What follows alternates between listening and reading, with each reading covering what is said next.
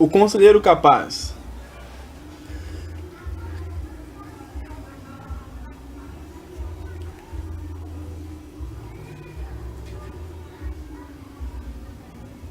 O Conselheiro Capaz, capítulo 6.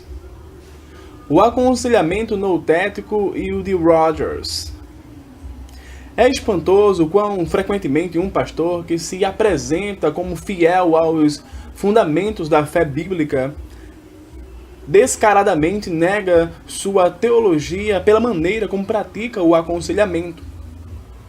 A impressão que se tem é que os cristãos bíblicos raramente se dão ao trabalho de discutir as pressuposições do aconselhamento. Resulta disso que o púlpito e o gabinete pastoral ficam separados um do outro por completo. Um pregador eloquente, ou pelo menos credenciado, proclama do púlpito a mensagem de Deus com poder. Entretanto, ao fechar-se no escritório, abruptamente põe outro chapéu e fecha a boca. Nervosamente desliza para o incômodo papel de um guia de consultantes aos quais ouve passivos sem orientar positivamente o aconselhamento. É papel molesto porque faz violência às suas convicções, à sua consciência e à sua vocação. Age como se Deus não tivesse nada que dizer ao consultante. O conselheiro escreveu, o fundamentalista Stanley E. Anderson deve ouvir, abstendo-se de mostrar autoridade de qualquer conselho e de argumentar, falando unicamente para ajudar, aliviar, elogiar ou orientar o cliente e para aclarar o problema.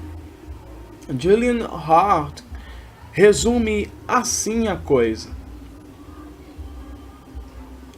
Os que mais recentemente concluíram cursos em escolas teológicas relutam muito em exercer de modo diretivo o ofício de aconselhamento pastoral.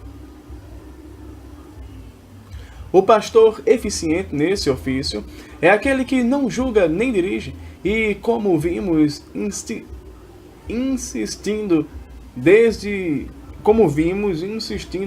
o começo e até agora, não é moralista.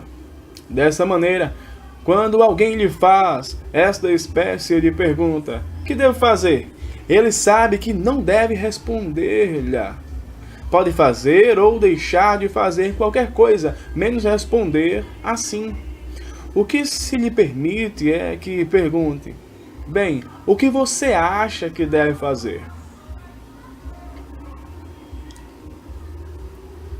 Rollo May segue a mesma linha. Em seu livro The Art of Counseling, um cliente diz a seu conselheiro: acho que o senhor tem razão. Agora, que passos devo dar para fazer isso? Rollo May intervém. Este é um ponto crucial. O consultante pede conselho. Se o conselheiro sucumbe à tentação com sua lisonja implícita, ele dá conselho ou mesmo instruções específicas, ele causa uma espécie de curto-circuito no processo e estorva o reajustamento da personalidade do consultante. Ao contrário, ele deve lançar mão desse pedido de conselho, empregando-o como um meio de levar o consultante a aceitar mais responsabilidade pessoal.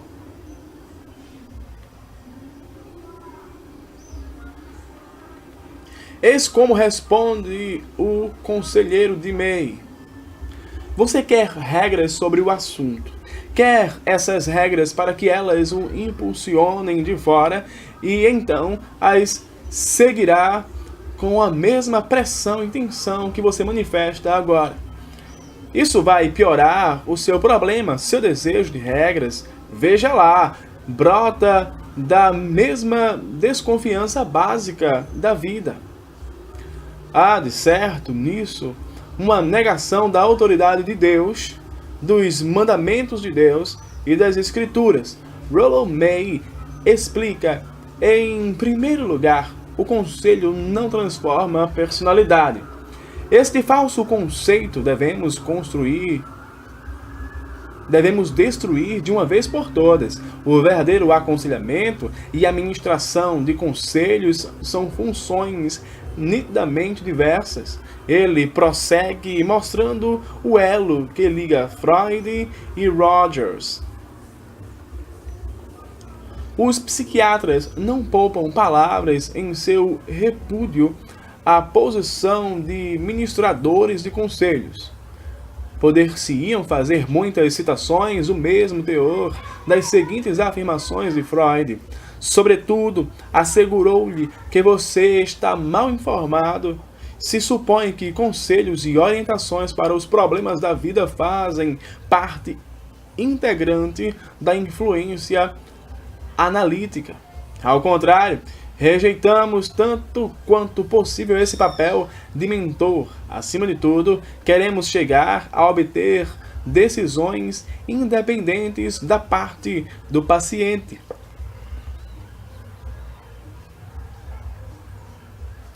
No parágrafo seguinte, May continua: dar conselhos não é a adequada função de aconselhamento porque viola a autonomia da personalidade. A ênfase é minha. Há acordo em que a personalidade deve ser livre e autônoma. Então, como é que uma pessoa pode justificadamente passar a outras decisões pré-fabricadas? Eticamente, não se pode fazer isso. E na prática, igualmente, não se pode, pois conselhos vindos de cima nunca podem efetuar qualquer real mudança na personalidade do outro ser humano. A ideia jamais se torna parte dela a ideia jamais se torna parte dele e ele a jogará fora na primeira ocasião em que for conveniente fazê-lo. Adaptações do assim chamado aconselhamento centralizado no cliente de Carl Rogers dominam o campo do aconselhamento pastoral e formam a base da maior parte do aconselhamento liberal e boa parte do aconselhamento conservador. Hume descreveu alguns dos processos do aconselhamento pastoral acham a terapêutica centralizada no cliente de Rogers extremista e a modificaram para adequá-la a seu próprio conceito particular da função pastoral, ao passo que outros a tomam como ela é e lhe dão ambiente religioso. Alterado ou intacto, Rogers é o fundamento de muito aconselhamento pastoral. J. Lynn Elder assevera que os princípios iniciais de Rogers ocupam ainda a posição central na maior parte do aconselhamento. Pressuposição básica de Rogers.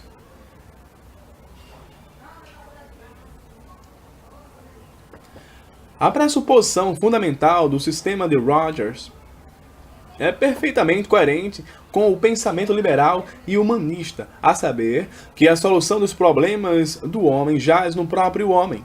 Crê-se que o homem possui recursos adequados que podem ser extraídos mediante o emprego de técnicas não diretivas. O ponto de vista não diretivo, diz Rogers, tem em alta conta o direito que toda pessoa tem de ser psicologicamente independente. O homem é autônomo. Coerente com essa pressuposição, no aconselhamento não diretivo ou refletivo, o conselheiro vira um muro contra o qual o cliente lança suas perguntas. Quando ele as verbaliza na presença do conselheiro, este replica refletivamente, repetindo as palavras do cliente, focalizando-as de modo mais definido. Finalmente, segundo esse processo, o cliente obtém percepção mais penetrante do problema e aos poucos vai divisando uma solução. James Dittes descreve essa técnica em termos vívidos.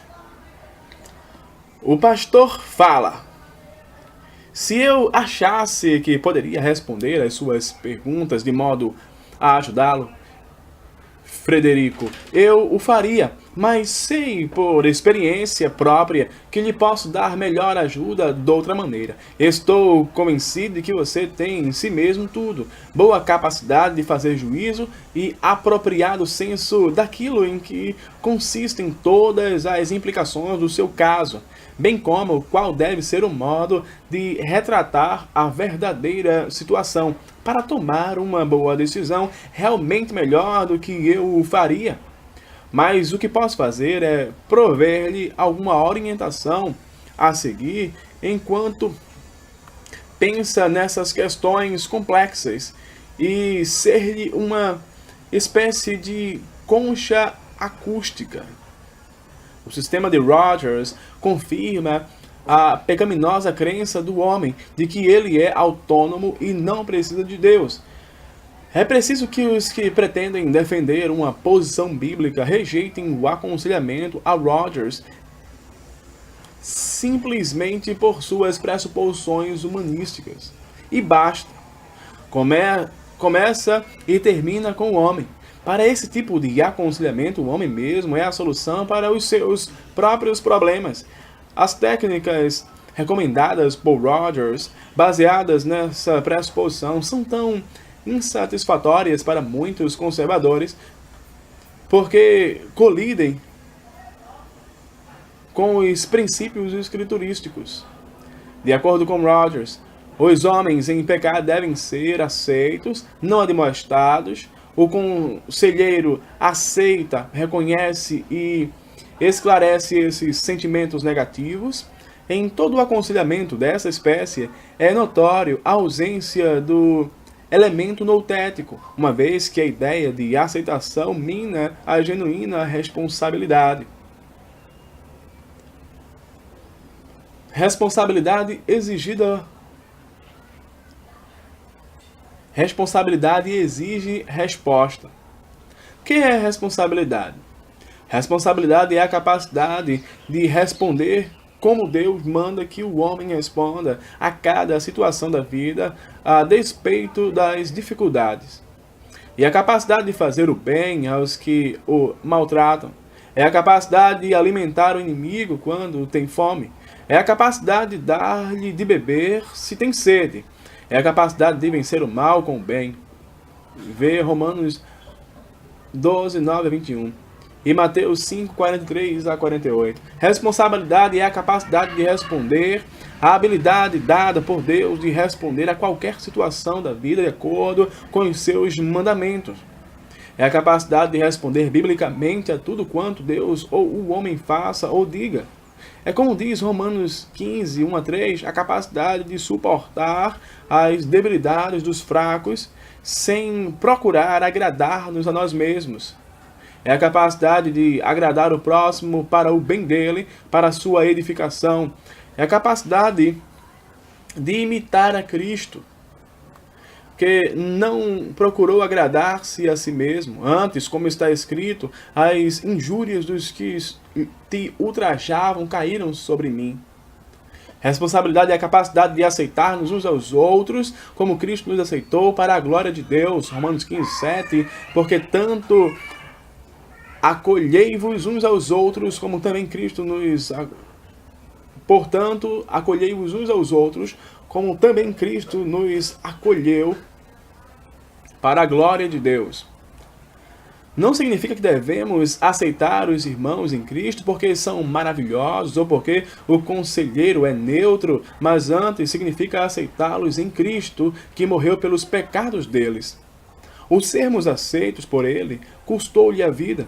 Os cristãos são aceitos por Deus no amado, o qual levou sobre si a culpa deles e os aceita porque seus pecados estão perdoados. O próprio Deus não os aceita em seu pecado.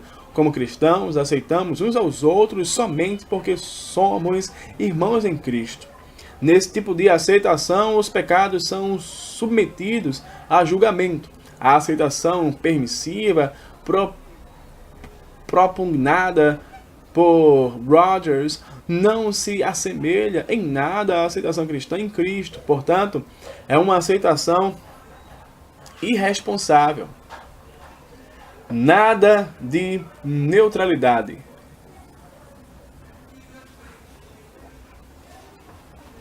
Imagine a triste figura que faz o ministro evangélico apegado aos fundamentos da palavra de Deus quando se assenta detrás de sua escrivaninha, murmurando assentimentos sem julgar. O pastor cristão é chamado para ser paracleto e não para ser periquito. Ele deve agir sempre como cristão, mesmo quando está fazendo o aconselhamento. Rollo May crê declaradamente na autonomia do homem. A neutralidade moral brota dessa crença. May tenta justificar com a Bíblia o seu modo de ver. Isso nos conduz à questão dos juízos morais no aconselhamento. É claro, primeiramente, do ponto de vista cristão, que ninguém tem o direito de julgar a outro homem. O mandamento que diz, não julgarás, é inquestionável, sobretudo porque lhe foi dada uma dinâmica pela vida de Jesus.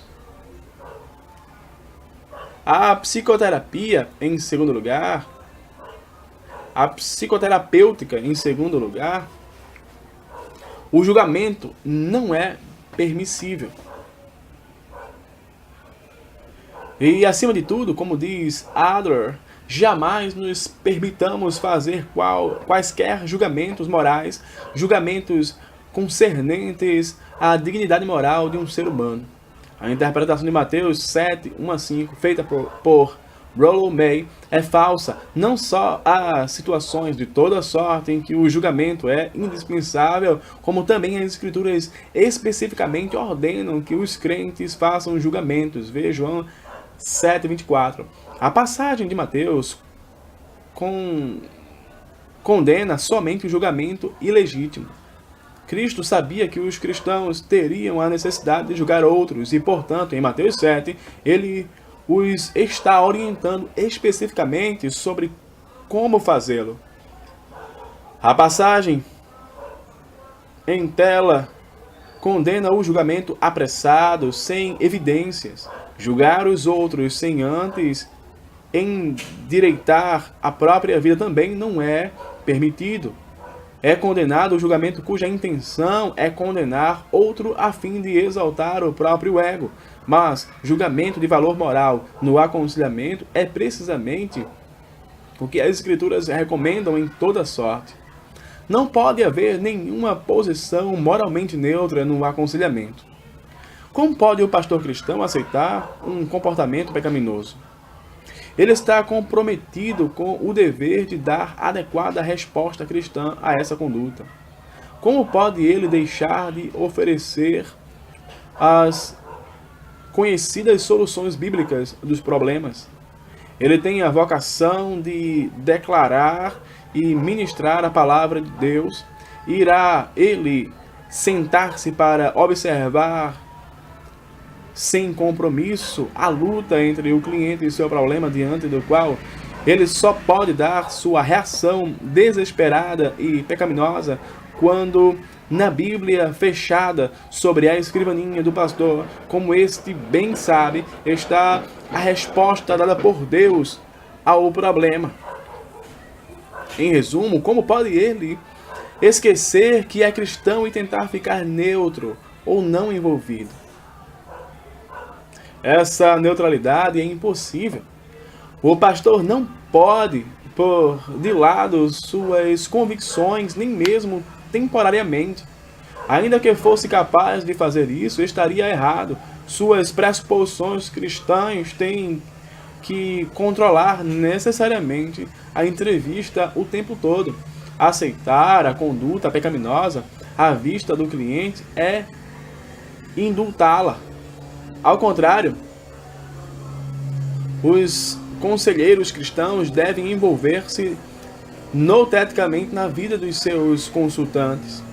Devem reagir como pessoas totalmente engajadas, a exemplo de Paulo, que declarou: porque no meio de muitos sofrimentos e angústias de coração vos escrevi com muitas lágrimas. 2 Coríntios 2,4.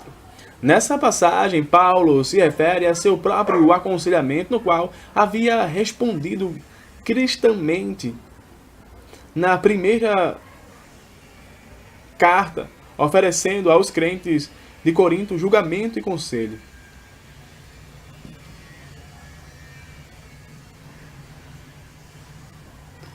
Como se deve escutar? É possível usar o método não diretivo de Rogers sem compromisso? Não nos terá dado Rogers ao menos alguma instrução sobre o escutar? Devemos rejeitar tudo? Não podemos ouvir as pessoas? Naturalmente que devemos ouvi-las. A Bíblia ensinou a importância de ouvir com atenção as pessoas muito antes de Rogers dizer qualquer coisa sobre isso. Na verdade, Provérbios 18:13 põe nesse ponto a nota decisiva. Mas o ouvir tão frequente e erroneamente identificado com o método não diretivo de Rogers não é a metodologia dele, pois os conselheiros de sua escola não ouvem. E é exatamente o que não fazem.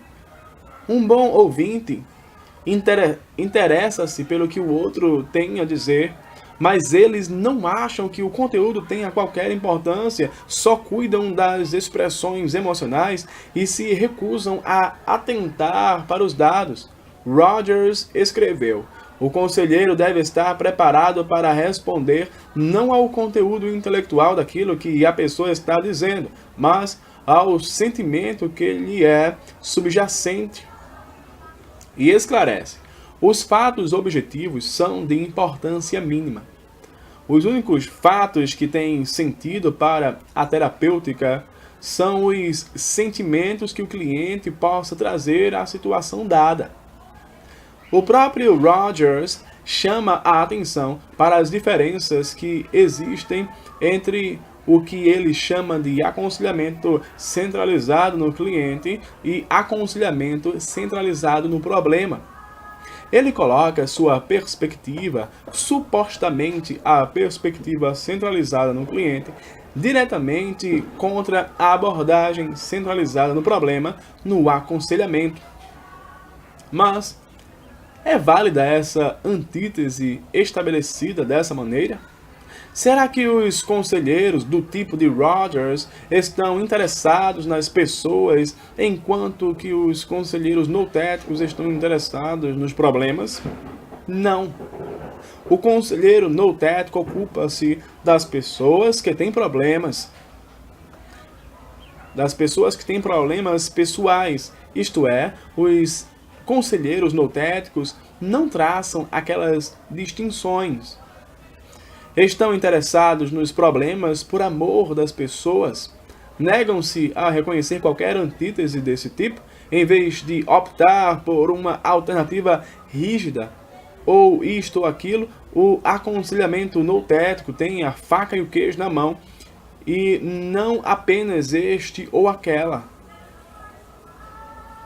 Sua abordagem é deveras centralizada no cliente, e dado o interesse que o conselheiro tem pela pessoa do cliente, seus sentimentos e seus problemas são encarados com seriedade. Justamente porque o conselheiro quer ajudar o cliente, é que se envolve totalmente nos problemas deste. Daí porque este livro fala consistentemente do aconselhamento ministrado a gente que tem problemas pessoais. No mesmo volume, Rogers estabelece contraste entre as técnicas do aconselhamento diretivo e as do não diretivo. Eis aqui algumas das diferenças do ponto de vista de Rogers. Primeiro, o conselheiro diretivo faz perguntas altamente específicas. Em contraste, o conselheiro não diretivo examina sentimentos ou atitudes. Segundo, o conselheiro diretivo explica, discute, dá informações. O conselheiro não diretivo interpreta sentimentos ou atitudes. Terceiro, o conselheiro diretivo dispõe as evidências e persuade os clientes a empreenderem a ação proposta. O conselheiro não diretivo raramente explica, discute ou dá informação. Quarto, o conselheiro diretivo indica um problema ou condição que precisa de correção. O conselheiro não diretivo define a situação da entrevista em termos da responsabilidade do cliente quanto ao uso dela.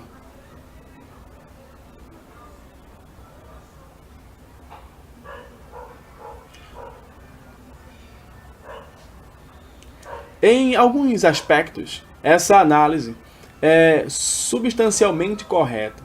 Rogers age bem, por certo, quando estabelece as limitações presentes em sua metodologia. Contudo, mesmo aí, ele deixa de responder à sutil direção que até o seu método precisa empregar. Por outro lado, nenhum conselheiro noutético vai considerar sua atividade limitada aos itens que Rogers descreve como diretivos.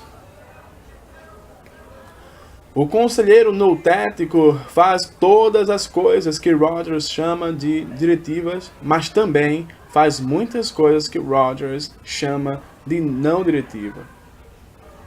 O fato é que toda a série de adequadas respostas cristãs é útil ao conselheiro noutético.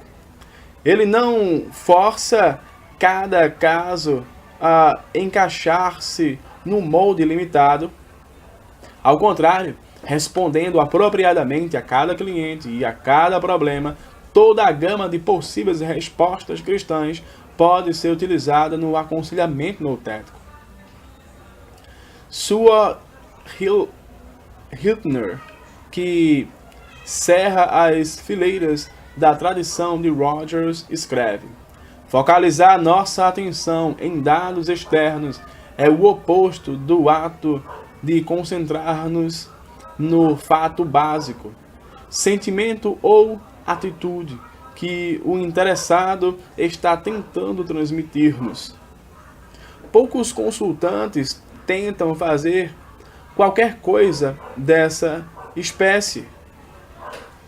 Não estão vitalmente interessados em exprimir sentimentos nenhum. Apesar de que falam um bocado dos seus sentimentos, não ver nada mais básico do que isso é penetrar muito raso na situação. O cliente fala bastante dos seus sentimentos porque quer impressionar o conselheiro com a gravidade do seu problema. Sua preocupação real é ver se consegue auxílio para a solução dos problemas que o perturbam. Hiltner crê que os conselheiros se desviam do rumo certo e se envolvem nos dados porque algum interesse ou conhecimento deles é tocado por aquilo que o consultante diz. Em vez de responder-lhe, continua ele, nós respondemos a ideia cuja tecla ele tocou em nós. Isso distrai nossa atenção, de modo que já não o ouvimos como uma pessoa que se está esforçando para comunicar-nos algo. Quem coloca de fato o cliente no centro?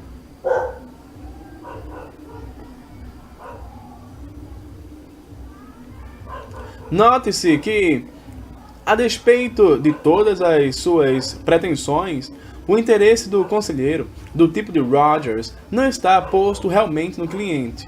O cliente vem em busca da solução de um problema. Sabe que, se seu problema fosse resolvido, sentir-se-ia melhor, mas o conselheiro que segue a Rogers terá interesse no cliente apenas como certa pessoa indefinida e unidimensional, como um portador de sentimentos e nada mais. O que o cliente pensa não é importante. O problema é incidental e os dados devem ser repelidos porquanto desviam a atenção do ponto certo. Mas o cliente está lutando com um problema. E quando o discípulo de Rogers ignora os dados, com medo de responder porque alguma coisa pode tocar a tecla nele, é ele que se desvia do cliente, considerando como pessoa pensante. O que fez foi reinterpretar a personalidade em termos de mero sentimento. Mas, quando os conselheiros discutem noteticamente as ideias, bem como os sentimentos do cliente, demonstram genuíno interesse por ele como uma pessoa integral que lhes está comunicando algo, a saber, o problema pessoal e a sua luta contra o mesmo. Hiltner reflete claramente a truncada noção que a escola de Rogers tem do homem como sentimento ao acusar um conselheiro de ficar preso à narrativa antes que ao caráter, aos fatos antes que aos sentimentos, os atos de Chester antes que as opiniões e conflitos de Chester. Rogers insiste em que é errado dar conselhos, mas a abordagem bíblica exige que se faça isso. Os conselheiros noutéticos ouvem a fim de reunirem dados acerca dos quais possam aconselhar as pessoas de fato.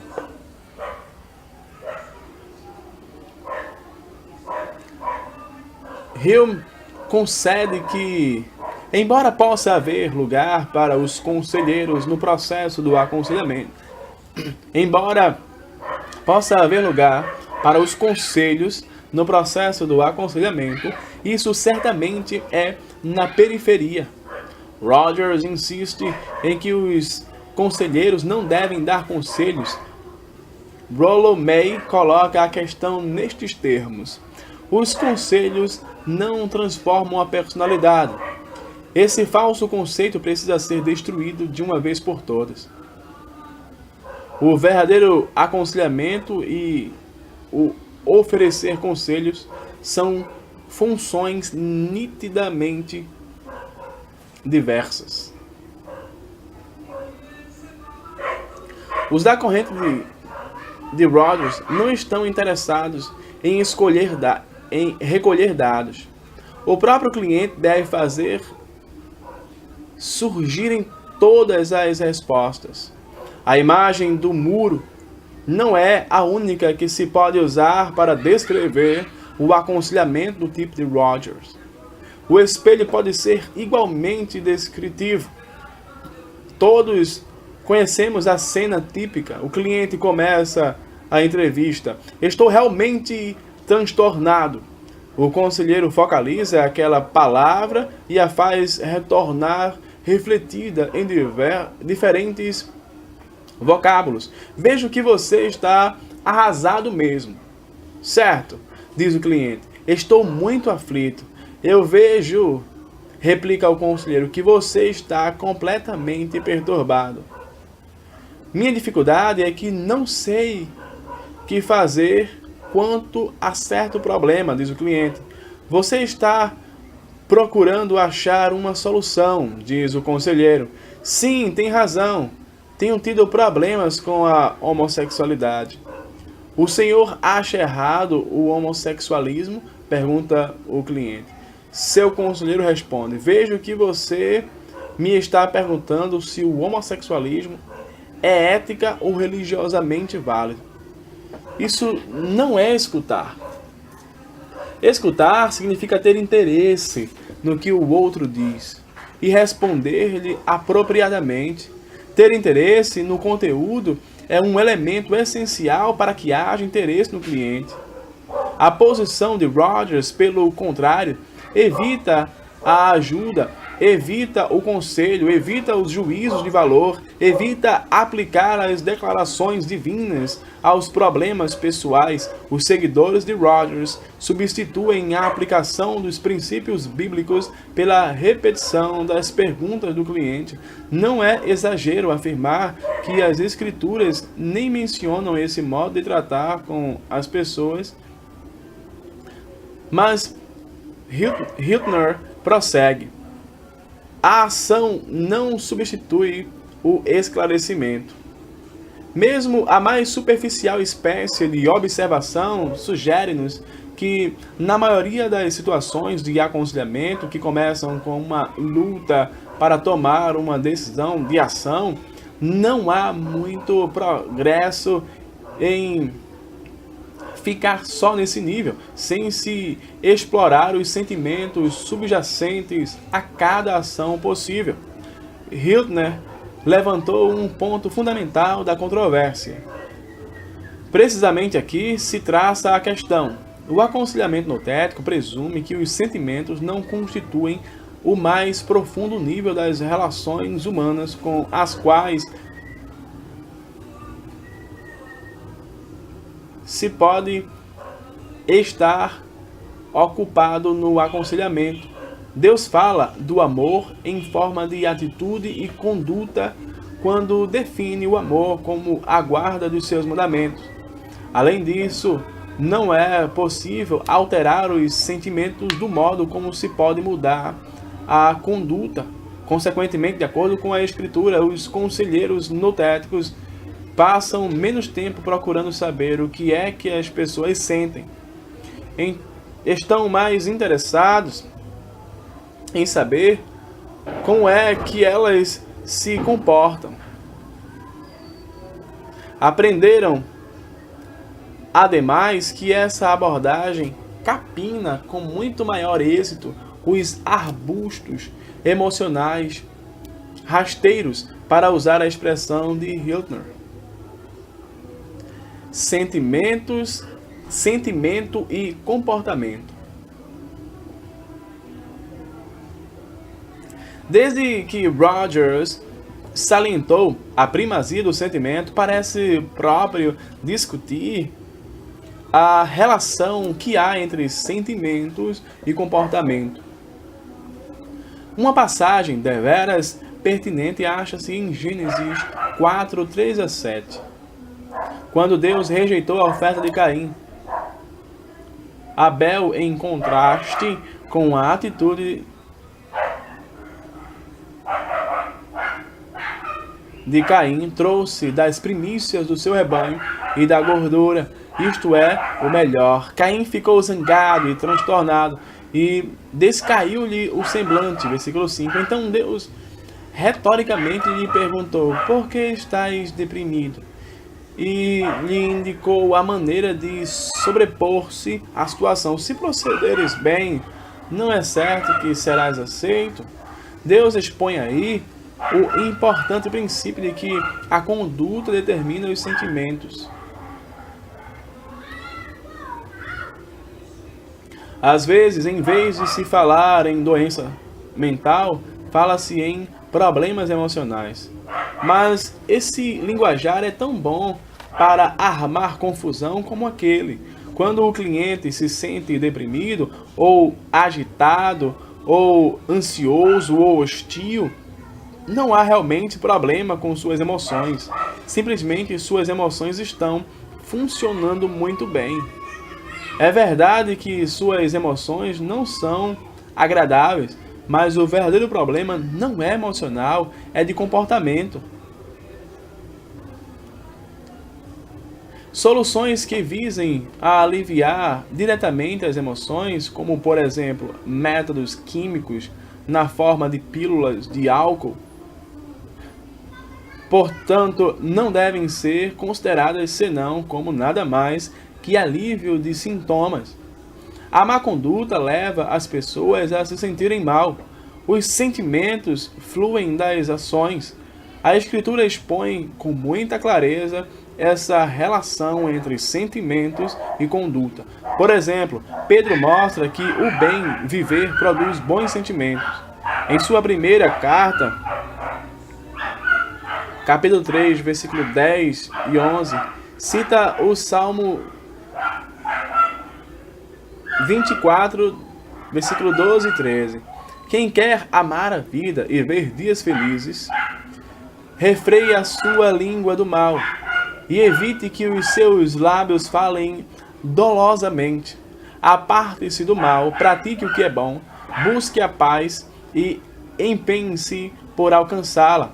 Assim, para ter dias bons e sentir-se bem, é preciso praticar boas ações. Isso não significa, claro, que as boas obras salvem quem quer que seja, nem que as pretensas boas obras isoladas do poder dinamizador do Espírito Santo sejam boas aos olhos de Deus, mas as boas obras,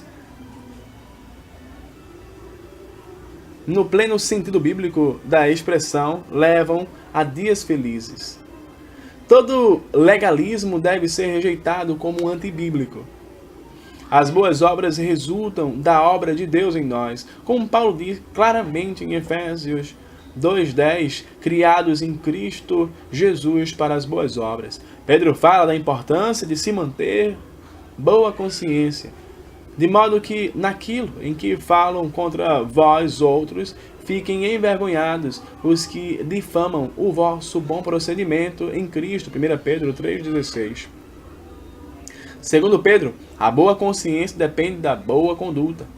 A consciência, que é a capacidade que o homem tem de avaliar as suas próprias ações, ativa desagradáveis e alertadores impulsos viscerais e de outras partes do corpo quando ela peca. Quando erra, ele sente. Essas reações servem para adverti-lo da necessidade de corrigir o mau comportamento que a consciência não tolera. As sensações ruins e os sentimentos desagradáveis são a luz vermelha do painel a lampejar para nós, a sereia soando agudamente, a bandeira agitada em nossa frente.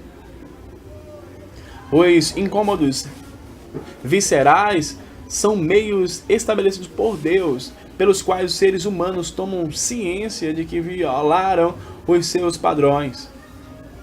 Tem razão Vernon Grounds quando diz que o sofrimento psíquico é infligido pelo Espírito Santo quando ele produz a convicção de pecado, convicção de que testifica que a lei de Deus foi quebrada. Que se há de fazer para tranquilizar a consciência? A mesma coisa que se faz para apagar a luz vermelha do painel. Não se vai pegar um martelo e espatifar a luz vermelha. O que se faz é descer do veículo e levantar a capota do motor para ver o que vai mal. O defeito não está na luz do painel. O motorista é-lhe grato. Ela o adverte a tempo de fazer algo para resolver o verdadeiro problema. Semelhantemente, o problema de uma pessoa não é com sua consciência. Ela é sua amiga, avisando-a que há algo errado em sua conduta. Não é problema emocional. Daí não se vai tentar esmagar a consciência. Não se vai querer pô-la a dormir com pílulas ou outros recursos que a anestesiariam. Em 1 Timóteo, capítulo 4, versículo 2, Paulo alude a quem tem cauterizada a própria consciência como com um ferro em brasa. A palavra cauterizada não fala do ato de queimar, mas do seu resultado. Refere-se à condição da carne que, depois de cauterizada por um ferro em brasa, fica insensível à dor. Em Efésios 4:19, parece que Paulo alude ao mesmo fenômeno ao falar dos que se tornaram insensíveis. Se a luz vermelha não fosse ativada, o motorista igualmente poderia ignorar o problema oculto sob a capota do motor, problema que, nesse caso, iria aumentar até levar a máquina a uma pane total. A mesma coisa sucede com a pessoa de consciência inativa. Essa cauterização da consciência vem quando a pessoa desrespeita sua mensagem ou a anestesia por certo período de tempo. O único método satisfatório de lidar com a consciência é fazê-la repousar, levantando a capota que esconde o procedimento faltoso que ativou o impulso de alerta. A consciência é boa quando aprova o próprio comportamento. Quando a consciência de uma pessoa é tranquilizada com respeito a problemas passados mediante a busca de perdão, a restituição, a reconciliação afetiva ou o que quer que seja que o caso exija, o nível da capacidade de vencer problemas eleva-se. O movimento cíclico toma direção positiva, inverte-se o movimento cíclico descensional e destrutivo. Espera-se agora que esse movimento tomará ritmo e crescerá a razão geométrica rumo a bons sentimentos e sensações. Mais adiante será preciso dizer alguma coisa mais sobre esses movimentos cíclicos ou aumento a razão geométrica, positivos e negativos. Um novo senso de satisfação advém mediante esquemas responsáveis bíblicos. Essa humilde confiança capacita-nos a atacar problemas mais difíceis e a empreender novos esforços para o futuro. Uma médica descreveu ainda recentemente. Uma médica escreveu ainda recentemente. Igualmente importante é a crença de que o paciente pode fazer algo acerca de sua conduta, e não apenas falar dela.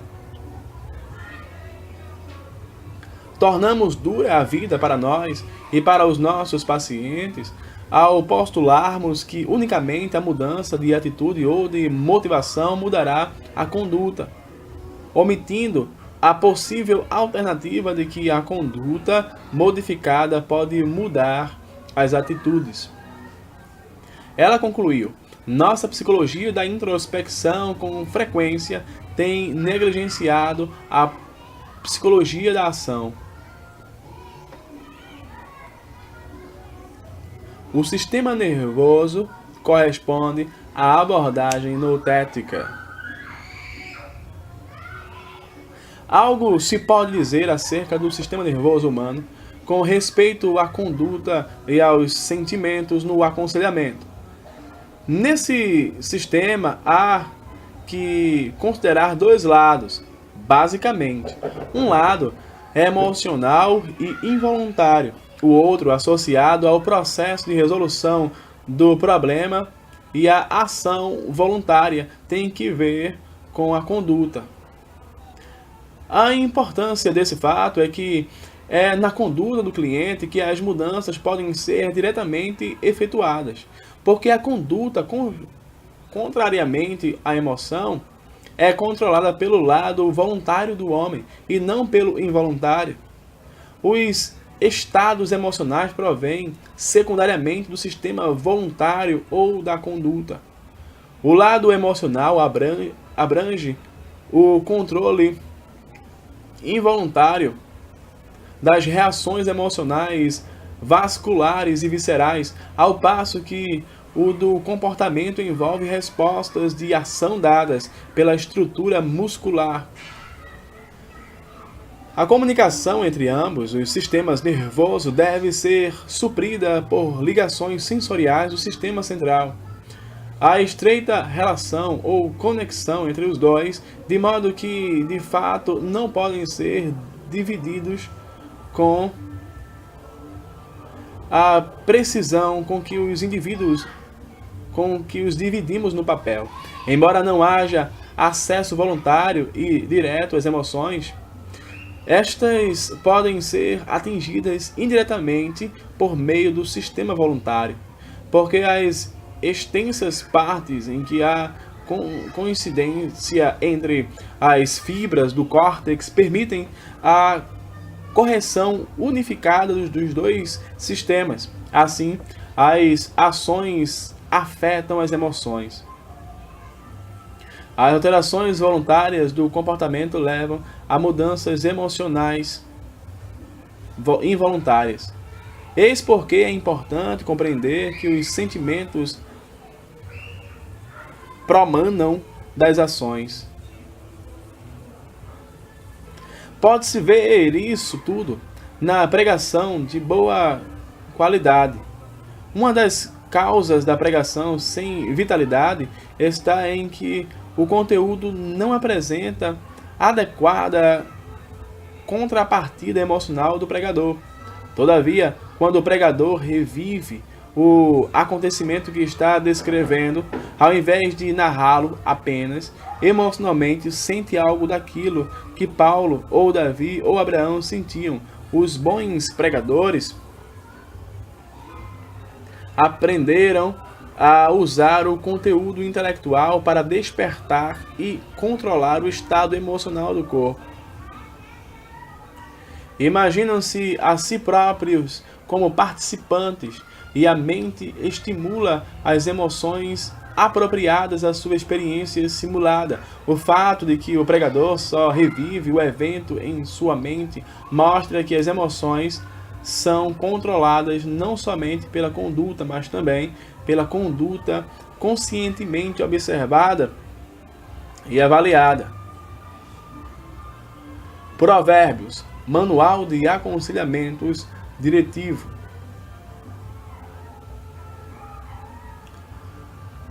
Os conselheiros notéticos frequentemente usam porções específicas do livro de Provérbios. Uma razão pela qual eles acham Provérbios tão útil no aconselhamento é que ele consiste essencialmente de bons conselhos dados à juventude pactual.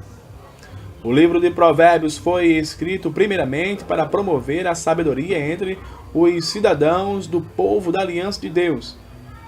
Antecipa os deslizes e problemas da vida e leva o leitor a reagir biblicamente diante deles.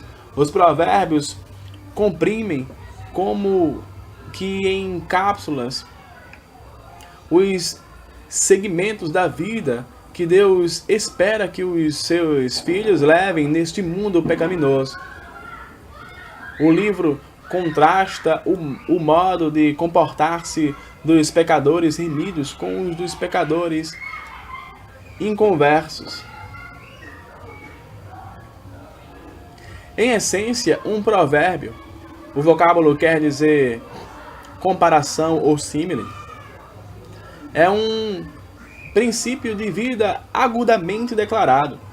O livro consiste de afirmações condensadas concernentes a esquemas pró-solução de problemas em diversas áreas da vida e as consequências a que levam. Esses esquemas e consequências são expostos segundo a tendência poética hebraica para a comparação ou contraste. Os provérbios que comparam termos normalmente contêm a conjunção e os que estabelecem contraste frequentemente contêm a advertência, mas alguns provérbios, porém, tomam a forma de retratos mais extensos. Nos capítulos introdutórios, há muitos paralelos interessantes entre as palavras usadas para descrever o propósito do livro. Por exemplo, as palavras conselho e repreensão ocorrem num paralelismo hebraico de comparação e não de contraste, o que mostra que repreensão é semelhante ao conselho, ou seu sinônimo. Antes rejeitaste todo o meu conselho e não quiseste a minha repreensão. Provérbios 1:25. Note-se também o mesmo paralelismo no versículo 30. Não quiseram o meu conselho e desprezaram toda a minha repreensão. No capítulo 3, versículo 11 e 12, vêm-se comparações similares, acrescidas do outro termo. Filho meu, não rejeites a disciplina do Senhor, nem te afastes da sua repreensão, porque o Senhor repreende a quem ama, assim como o Pai a quem quer bem.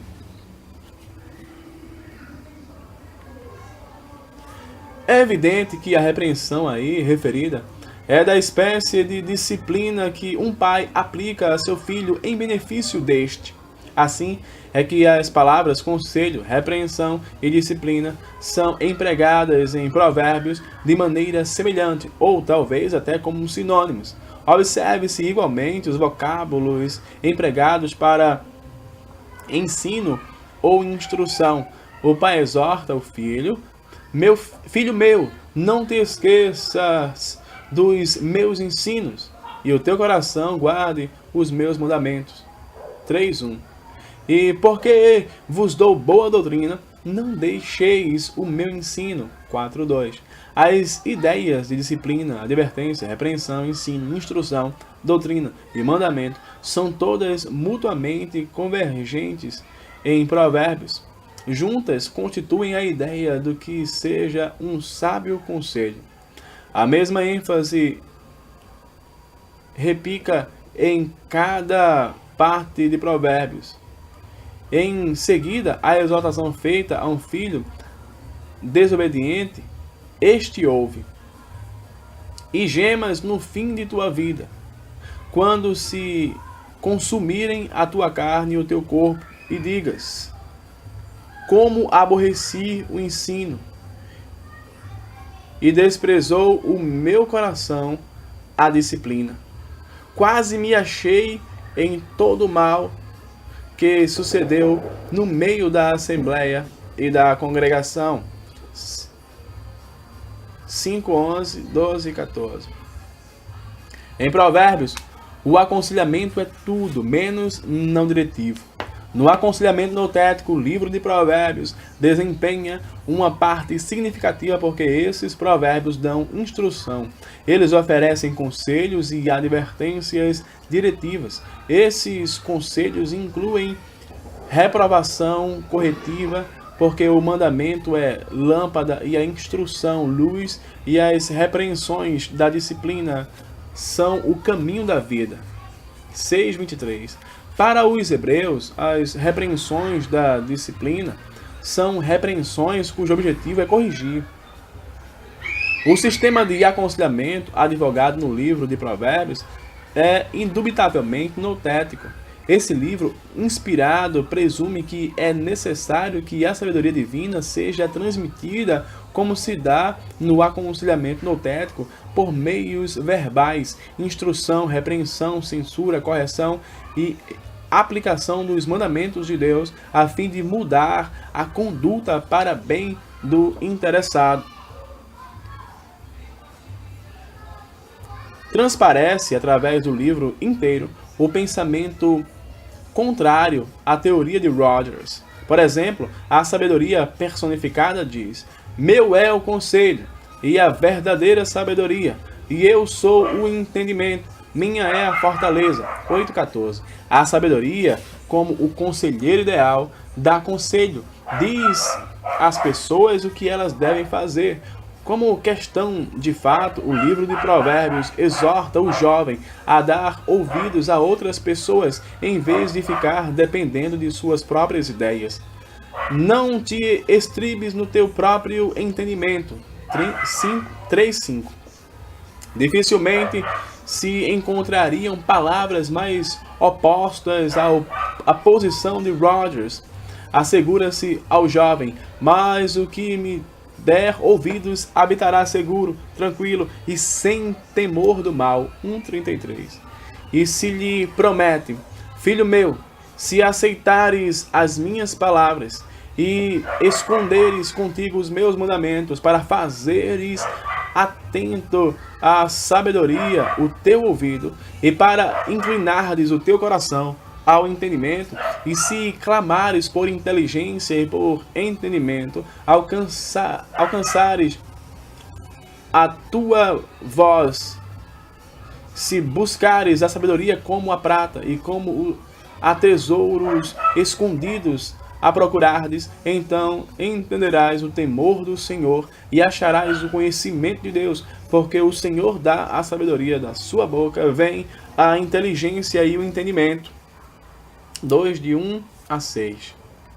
Fica claro, pois, que o que o jovem ou qualquer cliente em busca de aconselhamento necessita é uma fonte alheia, imposta de cima ao consultante com autoridade, mediante preceitos, mandamentos, instrução, palavras, repreensão, disciplina e correção. Ao invés de animarem os clientes a monopolizarem a conversa, só eles falando, os conselheiros deveriam com frequência exortar os clientes a ouvirem palavras de conselho. O consultante precisa aprender a ouvir.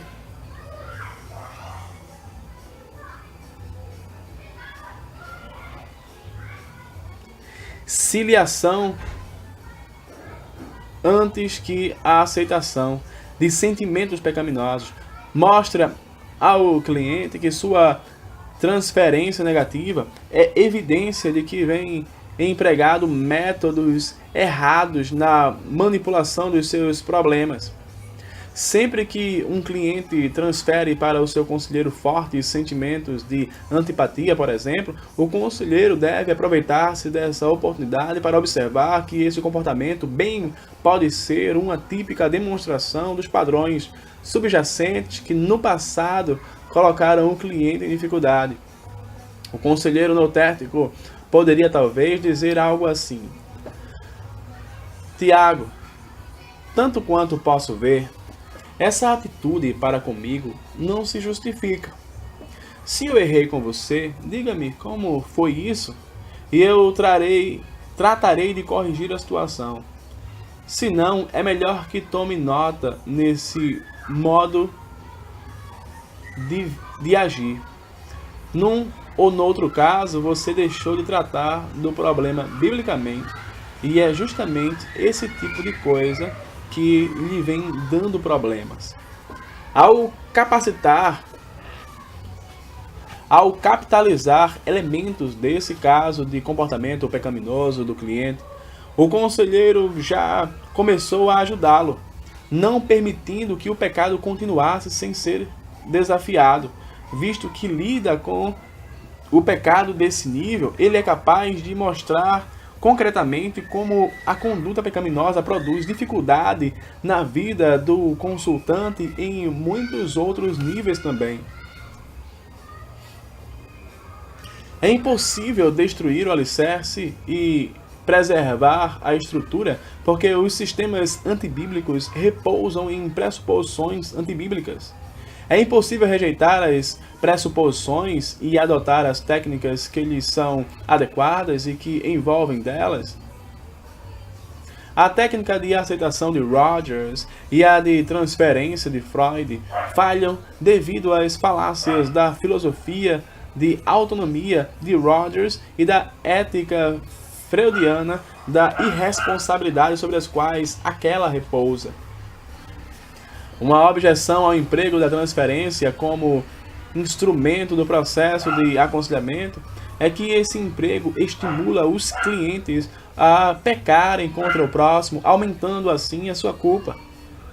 Aos seguintes corolários básicos dessa objeção. Primeiro, que os conselheiros tornam-se partidários do pecado do cliente, de modo que o conselheiro e o consultante cometem pecado quando empregam a transferência. Segundo, o pecado é indultado. Se um conselheiro simplesmente fica sentado em atitude de mera aceitação, sem dar nenhuma resposta notética a comportamentos pecaminosos ou a declarações referentes a um pecado, aos olhos de muitos ele passa a ser partícipe daquele pecado ao indultá-lo. Aceitar o pecado é pecar. Terceiro, concordar com o emprego da transferência é concordar em que os fins justificam os meios. Naturalmente, se poderia perguntar também se a transferência de fato presta alguma ajuda. A resposta é de novo, não. Atitudes e conduta pecaminosas nunca são benéficas, pois violam a lei de Deus, e é fundamental questão firmada para o cristão que qualquer prática contrária à lei de Deus é nociva aos clientes. Assim, os cristãos devem considerar contraproducente o emprego da transferência e de todos os demais empréstimos ecléticos dessa natureza. Portanto, a escola de Rogers deve ser repudiada in toto. Todo e qualquer remanescente desse sistema humanista que exalta o homem autônomo deve ser erradicado. As premissas básicas levam a métodos. A metodologia As premissas básicas levam à metodologia. Rejeitam-se aquelas e se estará rejeitando esta. Para exemplificar na prática as diferenças entre os vários sistemas, considere-se a parábola seguinte. Imagine-se um pobre rapaz sentado numa tachinha, sentindo dor intensa. Aproxima-se dele um conselheiro adepto da teoria somática ou química. Ouvidas as queixas do cliente, ele imediatamente lhe prescreve calmantes ou lenitivos. A solução é anestesiá-lo. Ou, quem sabe, é um cliente do tipo faça você mesmo, que não tem nenhuma pílula no seu armário de remédios, talvez recorra à sua própria solução química, anestesiando o cérebro com álcool. Se um cirurgião especializado nessa área estiver à mão, provavelmente sugerirá o corte dos nervos que estão sendo ativados. Isso eliminará os sintomas e dará alívio ao cliente. Arrebente a luz vermelha do painel. Depois, é claro, aparece o analista freudiano que examina a situação e diz: essas dores estão localizadas perto da área sexual. Acho que o melhor que temos a fazer é percorrer as experiências passadas do paciente até sua infância e examinar algumas de suas primeiras experiências sexuais. Depois, talvez estejamos capacitados a amenizar-lhe a dor, embora, naturalmente, não possamos dar-lhe nenhuma segurança disso. Vemos que ele foi socializado erroneamente e que seu superego é um tirano cruel. Se ele puder ser ressocializado, talvez melhore. Em seguida, surge um discípulo de Rogers. Quando o aflito lhe indaga o que deve fazer para obter alívio, o terapeuta replica: não lhe vou aconselhar coisa alguma. Estou certo de que você tem em si mesmo todos os recursos necessários para resolver a dificuldade. Vou refletir suas questões, fazendo-as voltar a você, e vou ajudá-lo a ver com clareza e a ganhar compreensão. Agora, diga-me, você está transtornado? Finalmente entra em cena um aconselhamento noutético. Dá uma olhada e vê que Finalmente entra um conselheiro noutético. Dá uma olhada e vê que há uma taxinha sobre o cliente. Diz-lhe: livre-se dessa taxinha. Agora que você saiu dessa, sente-se aí numa cadeira e lhe vou dizer como você poderá, de agora em diante, evitar sentar-se em taxinhas.